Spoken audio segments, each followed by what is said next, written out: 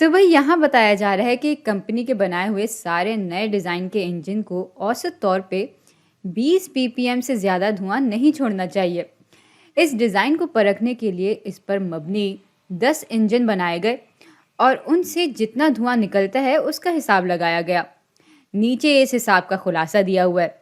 तो भाई 10 इंजन जितना धुआं छोड़ते हैं वो हमारे पास यहाँ पर दिया हुआ है। यहाँ पे इसकी जो औसत कदर है वो बराबर है 17.17 के, और साथ ही इस नमूने का जो मयारी इन्हिराफ है वो बराबर है 2.98 के। अच्छा, आगे कह रहे हैं कि क्या ये मालूमात हमें इस बात का ठोस सबूत दे रही है कि नए इंजन मयार पर पूरा उतर रहे हैं।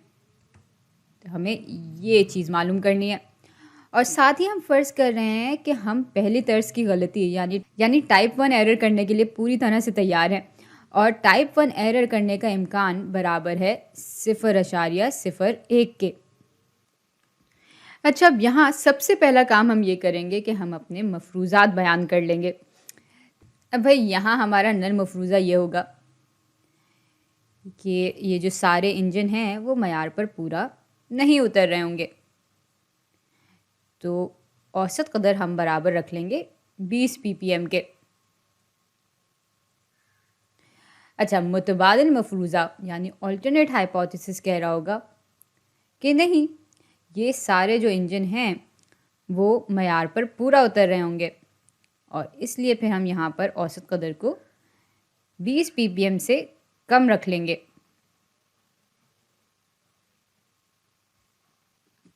अब ये बात परखने के लिए कि ये मालूमात ठोस सबूत दे रही है कि नए इंजन मयार पर पूरा उतर रहे हैं, हम फ़र्ज़ कर लेंगे कि हमारा जो नल हाइपोथेसिस है वो दुरुस्त है। तो चलें इस बात को लिख लेते हैं कि हम इसको मान रहे हैं कि ये दुरुस्त है। अब अगर इसको हम दुरुस्त मान रहे हैं तो इस बात के होने का इम्कान कि औसत कदर बराबर है 17.17 के, अगर ये टाइप 1 एरर से यानी पहले तर्ज की गलती के इम्कान से कम है, इसको मैं लिख भी लूँ कि अगर ये इम्कान इस इम्कान से कम है तो फिर हम अपने नल मफरूज़े को ठुकरा देंगे। भाई यहाँ पर हम फ़र्ज़ कर रहे थे कि नल मफरूज़ा दुरुस्त है, लेकिन जब हमें ये बात मालूम होती है तो हमें अंदाज़ा होता है कि नहीं, हमारा नल मफरूज़ा दुरुस्त नहीं था बल्कि गलत था, और इसलिए हमने उसको ठुकरा दिया। चलें अब ऐसा करते हैं कि इस बात को तमीज़ से लिख लेते हैं। तो हम कहेंगे कि अगर इस बात का इम्कान कि औसत कदर बराबर है 17.17 के, जब हम ये मान रहे हैं कि नल हाइपोथेसिस दुरुस्त है, कम होती है, बल्कि इसको ज़रा ताकि हमारे पास जगह बन जाए। हाँ, तो अगर ये इम्कान कम होता है 1% से, तो फिर हम अपने नल मफरूज़े को ठुकरा देंगे।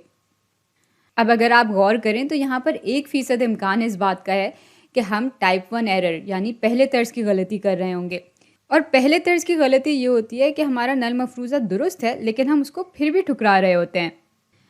अच्छा, अब दूसरा मरहला ये है कि हम देखेंगे कि यहाँ पर हमारे पास किस किस्म की डिस्ट्रीब्यूशन, किस किस्म का फैलाव आ रहा होगा। भाई यहाँ पर सिर्फ 10 नमूने हैं, तो नमूने का साइज़ तो काफ़ी छोटा है, इसलिए हम जी डिस्ट्रीब्यूशन को नहीं बल्कि टी डिस्ट्रीब्यूशन, टी फैलाव को देख रहे होंगे। और चूँकि हम एक टी फैलाव को देख रहे होंगे इसलिए हम टी आदाद व शुमार यानी टी स्टैटिस्टिक्स मालूम करेंगे। तो फिर टी आदाद व शुमार बराबर हो जाएगा हमारी नमूने की औसत कदर माइनस हमारी फ़र्ज़ी दुरुस्त औसत कदर जो कि बराबर है 20 के, और इसको हम तक़सीम कर देते हैं अपने नमूने के मयारी इन्हिराफ बटा नमूने के साइज़ के स्क्वायर रूट के। तो ये आ गया 10 का स्क्वायर रूट। अब इस पूरी चीज़ को जब आप कैलकुलेटर में डालकर हल करेंगे तो जवाब की सूरत में आपको -3 मिल जाएगा। अच्छा, अब हम बस अपना टी टेबल निकालेंगे और देखेंगे कि इस बात का क्या इम्कान है कि टी स्टैटिस्टिक्स -3 के बराबर और उससे कम हो। चलें इस बात को ज़रा ज़ाहिरी तौर पर भी समझ लेते हैं। तो मिसाल के तौर पे हमारे पास एक आम तौर पे जो टी का फैलाव होता है वो है, यानी नॉर्मलाइज्ड टी डिस्ट्रीब्यूशन है हमारे पास, और ये इस फैलाव की औसत कदर होगी। अच्छा, साथ ही यहाँ पर एक कोई थ्रेशोल्ड टी वैल्यू होगी, यानी टी कदर कोई एक सतह को दिखा रही होगी और वो ये बयान कर रही होगी कि इससे नीचे जो रकबा है वो 1% के बराबर है। यानी इस कदर से नीचे जितनी इकदार हैं टी की, उनके आने का इम्कान 1% के बराबर है। और भाई ये सूरत हाल बन रही है एक ऐसे टी फैलाव के लिए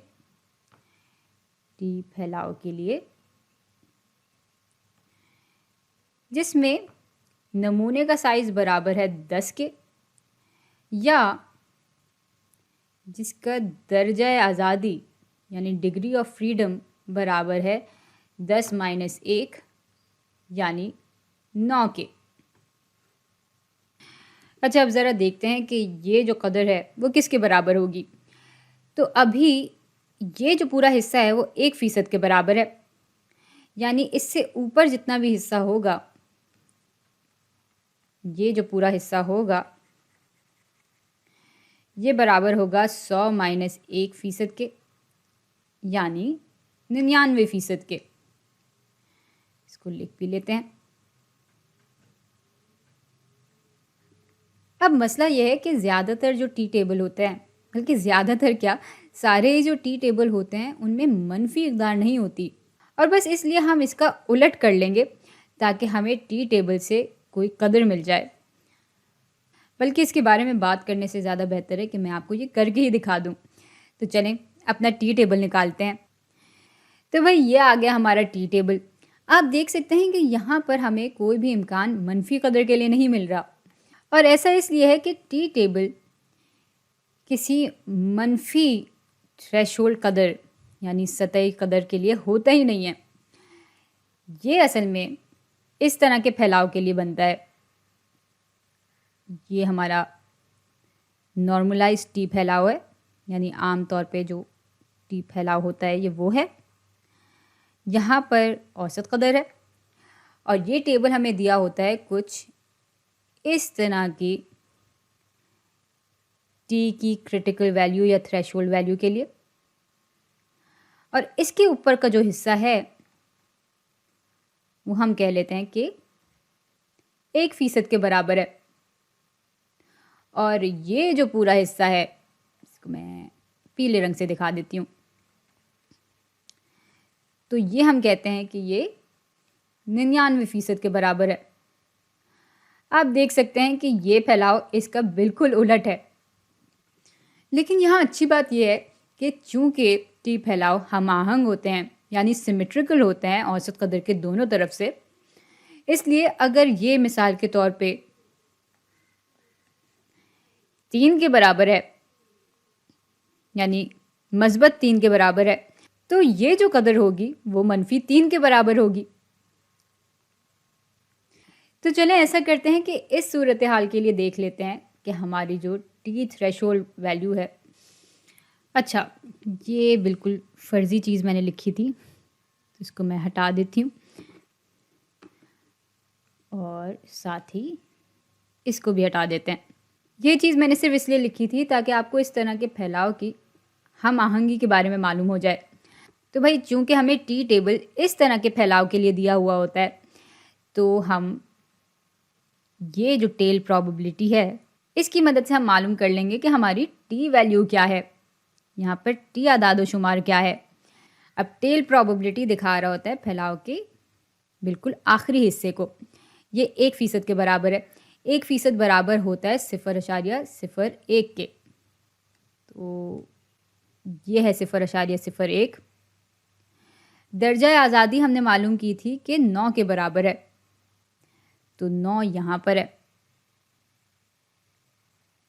यहाँ पर ये दोनों चीज़ें आपस में टकरा रही हैं, तो भाई ये जो टी कदर है वो बराबर आ रही है 2.821 के, और यहाँ पर बिल्कुल इसका उलट होगा।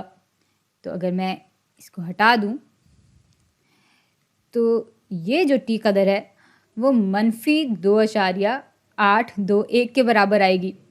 अच्छा, अब हमने इस सूरत हाल के लिए जब टी कदर मालूम की थी, यानी जब हमने टी आदादो शुमार मालूम किया था, तो वो -3 के बराबर आया था।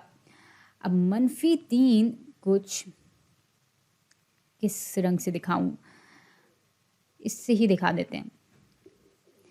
तो -3 कुछ यहाँ पर आ रहा होगा। अच्छा, अब चूंकि ये पूरा जो हिस्सा था इसके होने का इम्कान 1% के बराबर था और -3 यहाँ पर आ रहा है, तो जाहिर सी बात है कि इसके होने का जो इम्कान है वो 1% से भी कम होगा। यानी -3 के आने का इम्कान तो 1% से भी ज़्यादा कम है। तो अगर आप गौर करें तो यहाँ पर ये जो सूरत हाल है वही बन रही है, और चूंकि हमने इस बात को साबित कर लिया है अदाद व शुमार की मदद से, इसलिए हम कहेंगे कि हमारे पास बिल्कुल ठोस सबूत है इस नल मफरूज़े को ठुकराने के लिए। तो नल मफरूज़ा ये था कि औसत कदर 20 ppm के बराबर होगी। अब चूंकि हम इसको ठुकरा रहे हैं तो हमारा जो मुतबादिल मफरूज़ा है वो दुरुस्त है। यानी वाकई ये मालूमात हमें इस बात का ठोस सबूत दे रही है कि नए इंजन मयार पर पूरा उतर रहे हैं।